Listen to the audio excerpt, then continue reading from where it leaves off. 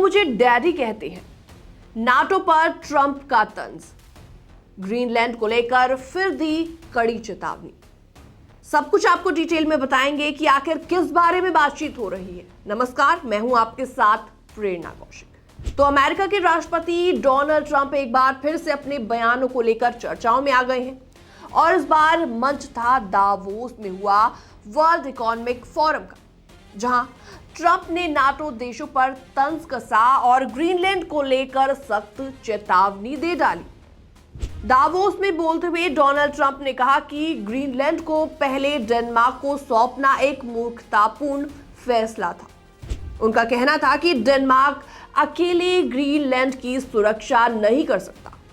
Trump ने साफ साफ शब्दों में बोल दिया है कि अगर ग्रीनलैंड को सिर्फ पट्टे पर लेकर उसकी सुरक्षा करनी पड़े तो अमेरिका ऐसा नहीं करेगा।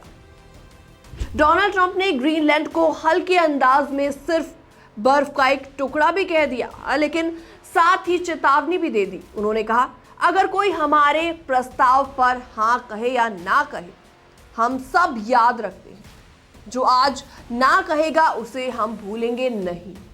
डोनाल्ड ट्रंप ने नाटो को लेकर एक पुरानी बात भी याद दिलाई, जो अब फिर से चर्चाओं में आ गई है। उन्होंने कहा, वो मुझे डैडी कहते हैं, जिसे लेकर नाटो और ट्रंप के रिश्तों पर सवाल उठने लगे हैं। दरअसल ये बात पिछले साल जून की है। उस समय ईरान और इजराइल के बीच तनाव और युद्ध जैसे हालात बने हुए थे।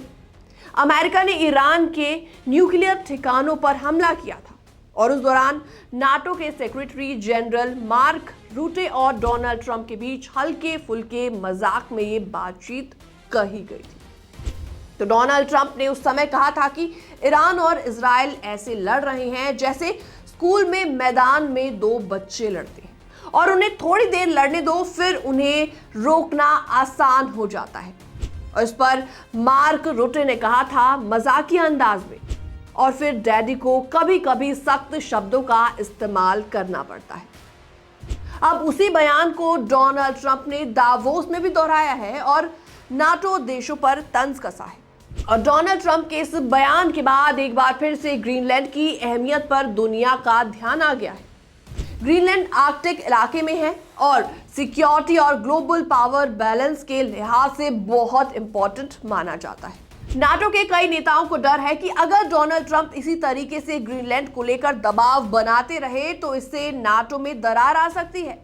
वहीं डेनमार्क और ग्रीनलैंड के नेता ये कह चुके हैं कि अमेरिका के साथ रिश्ते खराब नहीं करना चाहते। उन्होंने ये भी संकेत दिया कि ग्रीनलैंड में अमेरिकी मौजूदगी बढ़ाने के लिए अलग अलग रास्ते निकाले जा सकते हैं।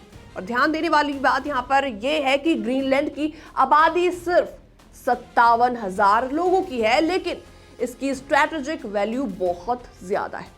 तो डोनाल्ड ट्रंप के बयान सिर्फ शब्द नहीं है, इससे साफ है कि आने वाले समय में ग्रीनलैंड, नाटो और अमेरिका यूरोप रिश्ते, इन तीनों को लेकर ग्लोबल पॉलिटिक्स और भी ज्यादा गर्म हो सकती है।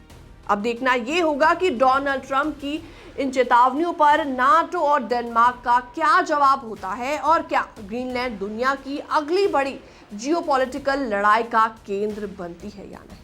फिलहाल इस पूरी रिपोर्ट में इतना ही। बाकी तमाम अपडेट्स के लिए आप बने रहिए हमारे साथ।